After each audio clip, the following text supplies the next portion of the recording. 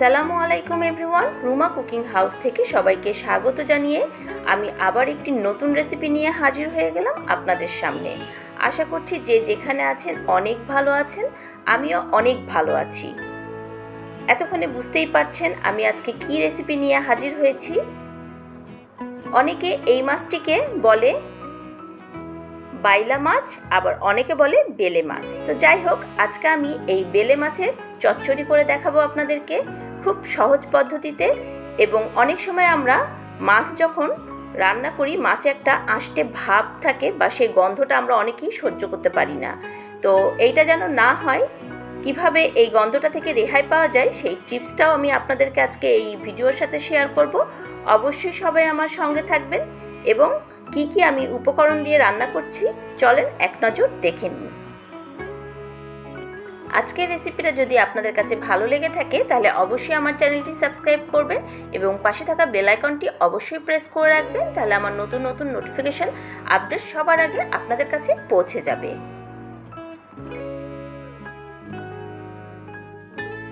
প্রথমেই নিয়ে নিয়েছি আমি এখানে বেলে মাছ। আমি এখানে হাফ কেজির মতো বেলে মাছ নিয়েছি। বেলে মাছটাকে আমি খুব সুন্দরভাবে ধুয়ে নিয়েছি আর গায়ে একটু এভাবে চিড়ে নিয়েছি যেন মশলাগুলো ভালোভাবে ঢোকে।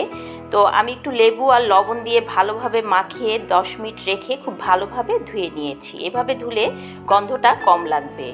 তো আর নিয়ে নিচ্ছি এখানে আদা কুচি নিয়ে নিয়েছি 1 টেবিল চামচ, আর রসুন কুচি নিয়ে নিয়েছি 3 টেবিল চামচ। আমি এখানে কোনো আদা রসুনের পেস্ট দিব না।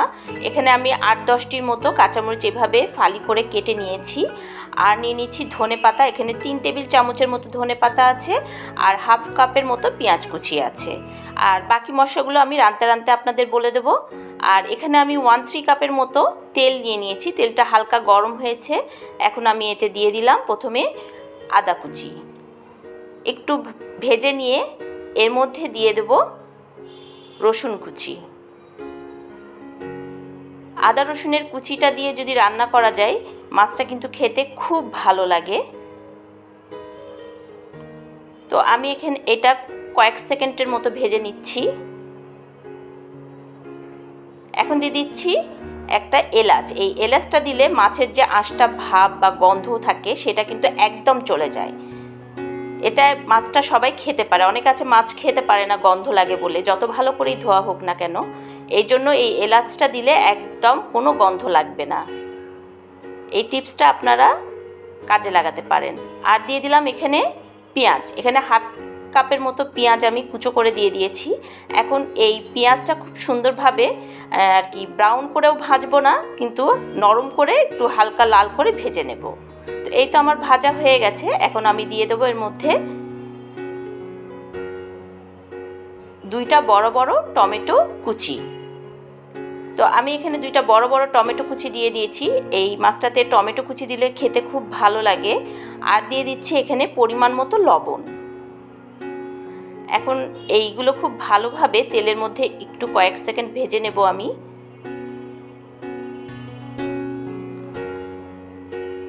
দেখুন তেলের মধ্যে খুব সুন্দরভাবে আমার এই টমেটোগুলো ভাজা হয়ে গেছে। এখন আমি দিয়ে দেব 4 টেবিল চামচের মতো পেঁয়াজ বাটা। এই পেঁয়াজ বাটাটা দিলে হয় কি, গ্রেভিটা খুব ঘন হয়, যার কারণে এই পেঁয়াজ বাটাটা আমি দিচ্ছি এখানে। আর আমরা এই বেলে মাছ অনেক সময় হাতে মাখিয়ে রান্না করি, সেইটার থেকে আমার মনে হয় এভাবে যদি রান্না করি তাহলে কিন্তু খেতে বেশি টেস্ট লাগে। তো এখন আমি দিয়ে দিচ্ছি এখানে গুঁড়া মশলা। প্রথমে দিয়ে দিচ্ছি 1 টেবিল চামচের মতো ধনে গুঁড়া, আর দিয়ে দিচ্ছি 1 চা চামচের মতো মরিচের গুঁড়া, 1 চা চামচের মতো হলুদের গুঁড়া। আপনারা এখানে চাইলে ঝালটা একটু বেশি বা কম করতে পারেন, এটা যে যার টেস্টের ওপরে। তো আমি এই মশলাগুলোকে খুব সুন্দরভাবে ভালোভাবে কষিয়ে নেব। মশলা কষানোর ওপরেই কিন্তু রান্নাটা খুব ভালো খেতে লাগে। তো আমি যেই পেঁয়াজটা যার মধ্যে পেস্ট করে নিয়েছিলাম তার মধ্যে সামান্য পরিমাণ পানি দিয়ে আমি ওই পানিটা এর মধ্যে দিয়ে দিচ্ছি মশলার মধ্যে। এখন এই মশলাটা খুব ভালোভাবে 3-4 মিনিট ধরে আমি কষিয়ে নেব, যতক্ষণ না মশলাটা তেলের ওপর উঠছে। আর চুলোর আঁচটা কিন্তু একদম লো হিটে থাকবে, নাহলে মশলাটা পুড়ে যাবে। দেখুন একদম তেলের ওপরে চলে এসছে।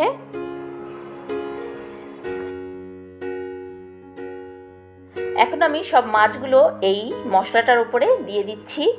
এখানে কিন্তু আর এক চামচ দিয়ে নাড়াচাড়া করা যাবে না। আমরা সবাই জানি যে বেলে মাছ কিন্তু খুব নরম হয়, যার কারণে এটা অল্পতেই কিন্তু সেদ্ধ হয়ে যায়। আর বেশি একটা পানিও আমি এর মধ্যে দিব না। তো এখন আমি সব মাছগুলো এইভাবে বিছিয়ে দিলাম, দিয়ে একটা ঢাকনা দিয়ে ঢেকে দেব। 5 মিনিট পরে আবার আমি ফিরে আসছি।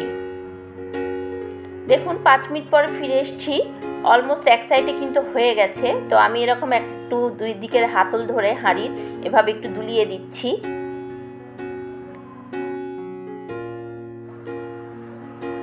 আমি এখন এখানে পরিমাণ মতো পানি দিয়ে দিচ্ছি।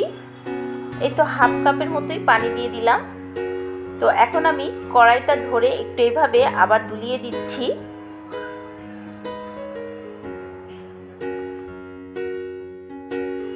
আলতো হাতে আমি একটি চামচ দিয়ে এইভাবে হালকাভাবে নাড়াচাড়া দিয়ে দিচ্ছি। সাবধানে করতে হবে এটা। এখন আমি 10 মিনিটের জন্য ঢেকে কুক হতে দিলাম। 10 মিনিট পর ফিরে আসলাম। এখন দিয়ে দিচ্ছি ভাজা জিরা গুঁড়া 1 টেবিল চামচ, আর দিয়ে দিচ্ছি এখানে কাঁচামরিচ আগে থেকে আমি কেটে রেখেছিলাম, 8-10টার মতো কাঁচামরিচ দিয়ে দিলাম। আর দিয়ে দেবো এখানে ধনে পাতা। ধনে পাতাটা কিন্তু অবশ্যই দিতে হবে, আর পারলে লেটুস পাতা দিলেও কিন্তু খেতে খুব টেস্ট লাগে এই মাছটা। এখন আমি মাছের ঝোলটা একটু ঘন হওয়া পর্যন্ত ওয়েট করব। এই সময় অবশ্যই লবণটা একটু চেক করে নিতে হবে। আমি চেক করে নিয়েছি, আমারটা একদম পারফেক্ট আছে, আর কিছু দিতে হবে না। তো আমার রান্নাটা অলমোস্ট কমপ্লিট, দেখুন একদম রেডি। এখন আমি সার্ভ করে আপনাদের দেখাবো।